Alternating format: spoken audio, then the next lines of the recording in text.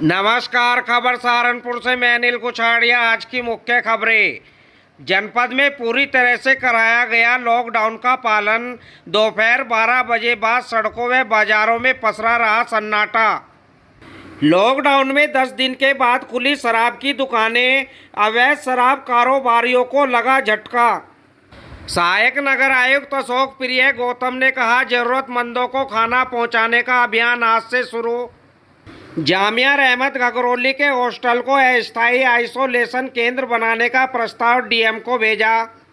जरूरतमंद लोगों को ऑक्सीजन सिलेंडर व फ्लो मीटर उपलब्ध करा रही एफबीडी की टीम। जामा मस्जिद प्रबंधक मौलाना फरीद मजाहिरी ने लोगों से की घरों में ही ईद मनाने की अपील। मेडिकल कॉलेज में आरटीपीसीआर टेस्ट की अक्षमता हुई दुगनी। नगर निगम ने उपलब्ध कराई एक और मशीन।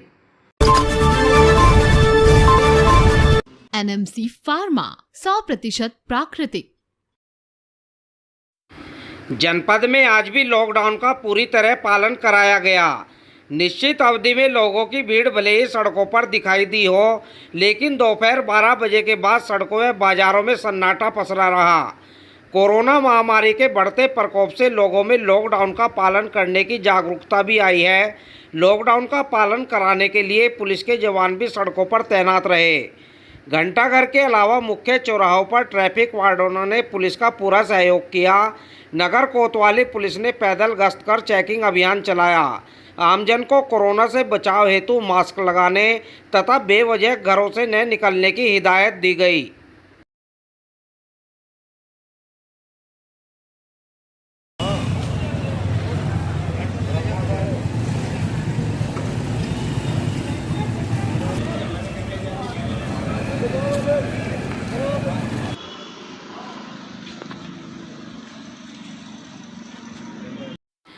दस दिन के बाद शराब की दुकानें खुल जाने से शराब पीने के शौकीनों ने राहत की सांस ली है। कोरोना के बढ़ते संक्रमण को देखते हुए सरकार ने फल, सब्जी, दूध व किराना की दुकानों को निर्धारित अवधि तक छूट के साथ खुलने की अनुमति दी थी।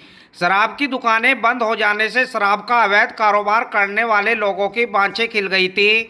3 गुना दामों पर शराब की अवैध रूप से चोरी छिपे बिक्री भी हुई। अवैध शराब के कारोबारियों ने 10 दिन में खूब मोटा पैसा भी कमाया।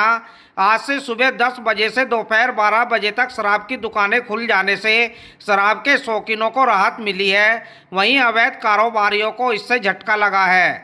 आज शराब की दुकानों पर इक्का दुक्का जगह छोड़कर इतनी ज़्यादा भीड़ नहीं देखी गई।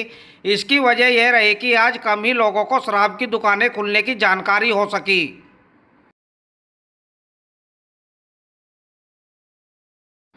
लॉकडाउन में नगर निगम ने जरूरतमंद लोगों को एक बार फिर भोजन पहुंचाने की व्यवस्था शुरू की है।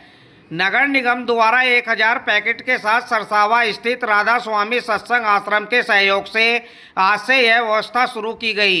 सहायक नगर आयुक्त अशोक प्रिय गौतम ने बताया कि इस बार केवल उन्हीं लोगों को यह भोजन पहुंचाया जाएगा जो निगम के कंट्रोल रूम पर अपनी समस्या बताते हुए भोजन प्राप्त करना चाहेंगे। उन्होंने बताया कि कंट्रोल रूम पर सुबह भोजन के लिए आने वाली पुकार पर जरूरतमंदों को दोपहर का भोजन पहुंचाया जाएगा। इस कार्य के लिए 2 गाड़ियों की व्यवस्था करते हुए 15 सदस्यों की एक टीम बनाई गई है जो लोगों तक भोजन पहुंचाने का काम करेगी। जैसा कि अभी लॉकडाउन दोबारा से बढ़ गया है अगले 7 दिन के लिए, लॉकडाउन जो बार बार तीसरे चरण में जो बढ़ गया है, अभी इसको देखते हुए नगर निगम की तरफ से 1000 खाने के पैकेट आज से बंटवाए जा रहे हैं। नगर आयुक्त सर के निर्देशन में पूरी एक टीम गठित की गई है जो कि पूरा खाना बंटवाने का संचालन को देखेगी। इसमें जो किया जा रहा है, 1000 खाने के पैकेट्स राधा स्वामी सत्संग जो संस्था है वहां से पैकेट कलेक्ट किए जाएंगे। कोरोना महामारी के खिलाफ संघर्ष में ऑल इंडिया मिली काउंसिल शासन प्रशासन की मदद को आगे आई है। काउंसिल ने जामिया रहमत गगरौली के अली मियां हॉस्टल को कोविड संक्रमित रोगियों की सेवा के लिए अस्थायी आइसोलेशन अस्पताल बनाने का प्रस्ताव प्रशासन के समक्ष रखा है। साथ ही काउंसिल की ओर से रोगियों की संपूर्ण देखभाल किए जाने की बात भी कही गई है। जिला अध्यक्ष मौलाना डॉक्टर अब्दुल मालिक मुगीसी ने विपदा की इस घड़ी में प्रत्येक नागरिकों को अपना सहयोग देने की बात कही। उन्होंने कहा, हमने जो प्रस्ताव प्रशासन को भेजा है, प्रशासन को इस दिशा में गंभीरतापूर्वक विचार करना चाहिए, क्योंकि इस समय इसकी ज़्यादा ज़रूरत है। उन्होंने अपील करते हुए कहा कि हमें शासन की गाइडलाइन का पालन करना चाहिए। हमारा यह कर्तव्य बनता है कि हम अपनी और दूसरों की रक्षा करें तथा अपने व दूसरों के लिए परेशानी का कारण न बने। शुरू अल्लाह के नाम से जो सबसे ज़्यादा दयालु है। इस महामारी के अंदर मेरी लोगों से अपील है कि वो सब लोग अपने घरों के अंदर रहें, सुरक्षित रहें, और ये जो वबा फैली हुई है इसके लिए हम जिलाधिकारी महोदय के माध्यम से और उप जिलाधिकारी तहसील बेहट महोदय के माध्यम से माननीय मुख्यमंत्री उत्तर प्रदेश सरकार से ये अपील करते हैं कि जामिया रहमत घगरोली सहारनपुर जो एक मदरसा है, उसका जो एक अलीमिया हॉस्टल एक बिल्डिंग है, हम उसको आइसोलेशन हॉस्पिटल के लिए जो है वो पेश करते हैं ताकि लोगों की देखभाल हो सके, मरीजों का वहाँ इंतज़ाम हो सके।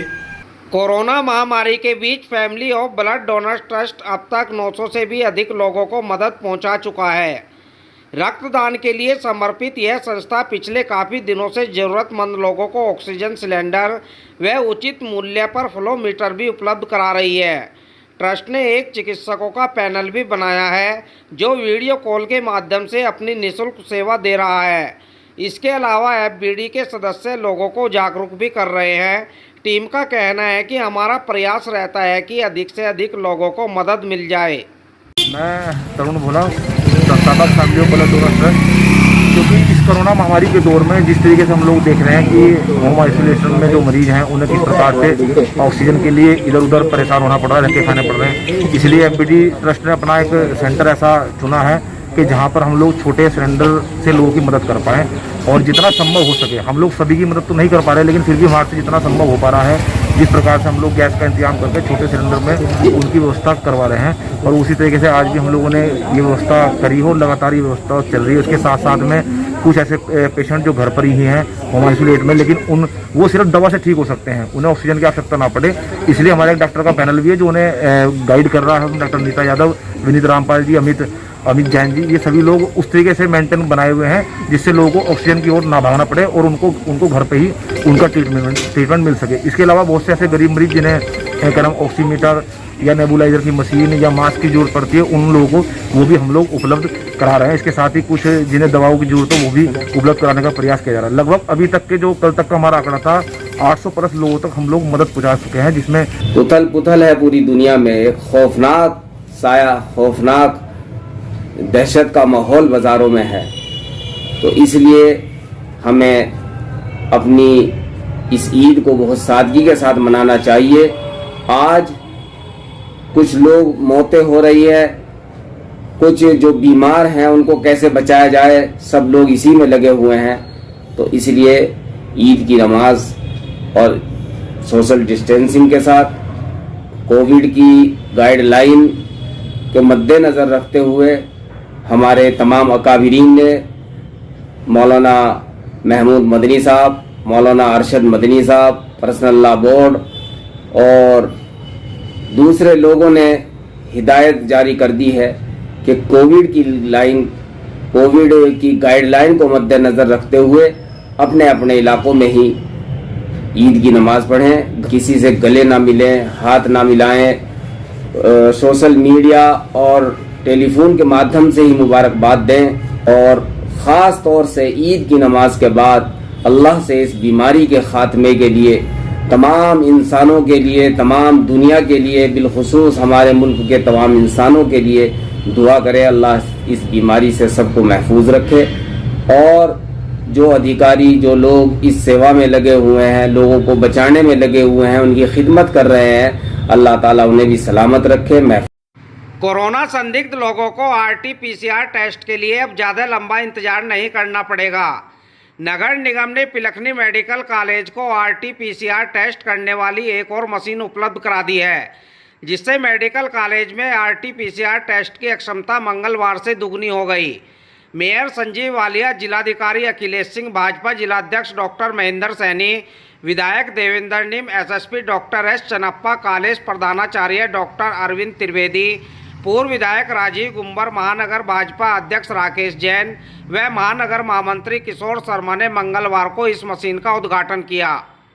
बढ़ते कोरोना संक्रमण के कारण लोगों को RT-PCR रिपोर्ट के लिए काफ़ी लंबा इंतजार करना पड़ रहा था।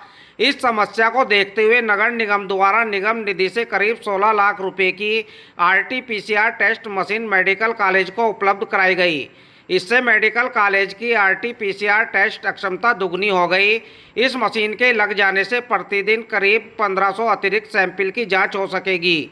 अब जनपद में मेडिकल कॉलेज की क्षमता प्रतिदिन लगभग 3000 सैंपल टेस्टिंग हो गई है। अब सहारनपुर जनपद के अलावा शामली नहीं बल्कि पूरे मंडल की RT-PCR सैंपल टेस्टिंग करा सकेंगे। इस मौके पर कॉलेज की उप प्रधानाचार्य डॉक्टर प्रीति, डॉक्टर मानिका सिंह, नोडल अधिकारी डॉक्टर देवेंद्र, डॉक्टर प्रज्ञा वोहरा, डॉक्टर इंदु व साइंटिस्ट प्रदीप आदि भी मौजूद रहे। देखिए, ये जो RT-PCR मशीन आज यहाँ पर लगाई गई है, इससे हम लोग अब प्रतिदिन करीब 1400-1500 एडिशनल सैंपल की जांच यहाँ पर कराएंगे। इससे अब यहाँ पर जो जनपद सहारनपुर की जो लैब है, इसकी क्षमता 3000 टेस्ट प्रतिदिन की क्षमता है। तो इस तरह हम लोग अपना सहारनपुर का भी, और मैं ये उम्मीद करता हूँ कि भविष्य में हम शामली का भी और पूरे मंडल का यहाँ पर टेस्टिंग कराने में हम लोग सक्षम रहेंगे।